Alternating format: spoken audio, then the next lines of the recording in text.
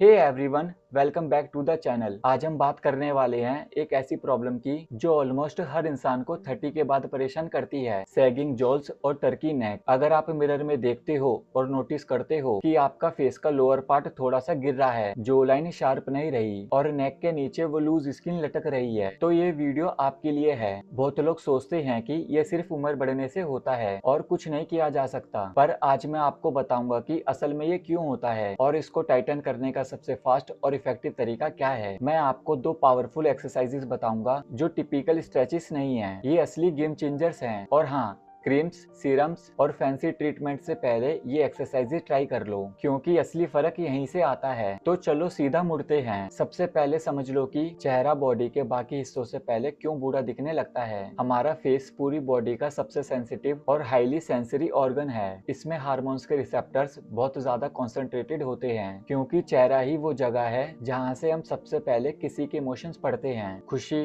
गुस्सा, डर, उदासी सब फेस पर सबसे क्लियरली दिखता है। प्रॉब्लम यह है कि नेगेटिव इमोशंस जैसे chronic stress, anger, fear, grief या डिप्रेशन का फेस पर बहुत बुरा असर पड़ता है। इसके पीछे मेन विलन है कोर्टिसोल, वो स्ट्रेस हार्मोन। कोर्टिसोल फेस को लिटरली एज कर देता है। इससे कोर्टिसोल फेस बन जाता है, जिसमें सर्टेन एरियाज में फैट एक्यूमुलेट हो जाता है और मसल्स और कनेक्टिव टिश्यू वीक पड़ने लगते हैं। मैंने खुद अपने 20s में इससे बहुत स्ट्रगल किया था, क्योंकि उस टाइम मेरा कोर्टिसोल लेवल बहुत हाई था। और सबसे ज्यादा जो मसल इससे सफर करता है वो है प्लेटिज्मा मसल। ये मसल आपके कॉलर बोन से लेकर जो लाइन तक जाती है। जब ये मसल लूज और वीक हो जाती है तो ये लटकने लगती है और क्लासिक टर्की नेक बन जाती है। अब इम्पोर्टेंट बात, प्लेटिज्मा मसल ऑलमोस्ट पूरी तरह फास्ट ट्विच फाइबर्स से बनी है। ये एक्सप्लोसिव लाइटनिंग फास्ट मूवमेंट्स के लिए बनी है, जैसे स्माइलिंग, गैस्पिंग या सडनली बोलना। इसलिए इस मसल पर स्लो लॉन्ग स्ट्रेचेस बिल्कुल मत करना, वो इसके लिए डिजाइंड ही नहीं है। इसके लिए आपको कम्प्लीटली डिफरेंट टाइप की एक्सरसाइजेस चाहिए।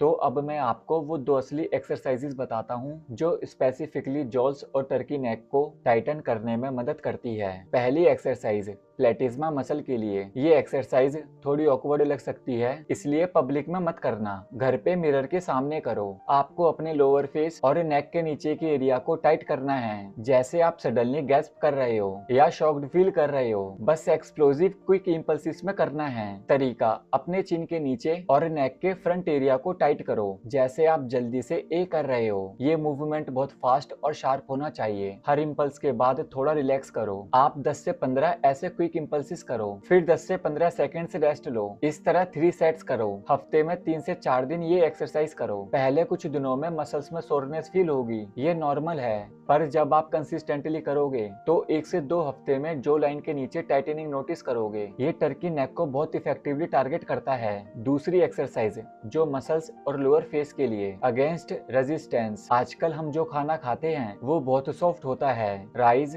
रोटी, दाल सब सॉफ्ट, इसलिए हमारी जो मसल्स वीक पड़ जाती हैं। पहले लोगों को टफ चुई मीट खाना पड़ता था, जिससे उनका फेशियल स्ट्रक्चर नेचुरली स्ट्रॉन्ग रहता था। इस एक्सरसाइज में हम उसी को मिमिक कर रहे हैं। तरीका, अपने हाथ से अपना चिन पकड़ो। हाथ चिन को नीचे से सपोर्ट दे रहा है। अब माउथ को खोलने की कोशिश करो। अगेंस्ट इज रेजिस्टेंस, मतलब हाथ रोक रहा है और आप जोर लगा के माउथ खोल रहे हो। ये रिवर्स रेजिस्टेंस क्रिएट करता है, जो लोअर फेस के मसल्स, लिगामेंट्स और फेसिया को बहुत अच्छे से स्ट्रेंथन करता है। हर रैप में 2 से 3 सेकंड्स होल्ड करो, फिर रिलीज। 10 रेपिटेशंस करो, 30 सेकंड्स रेस्ट लो और ऐसे 3 सेट्स कंप्लीट करो। तीसरी एक्सरसाइज लोअर जो जट आउट फॉरवर्ड प्रोजेक्शन। ये एक्सरसाइज लोअर जो के आगे वाले मसल्स को टारगेट करती है। तरीका, अपने लोअर जो को आगे की तरफ निकालो, जैसे आप बहुत कॉन्फिडेंट फील कर रहे हो। ये मूवमेंट साइड से देखने पर ज्यादा क्लियर दिखेगा। फिर से 10 रेपिटेशंस, हर रैप में 2 से 3 सेकंड्स होल्ड, 30 सेकंड्स गैप के साथ 3 सेट्स। इन तीनों एक्सरसाइजेस को हफ्ते में 3 से 4 बार करो। कंसिस्टेंसी रखो। बहुत कम लोग अपने फेशियल मसल्स पर काम करते हैं, इसलिए जब आप ये रेगुलरली करोगे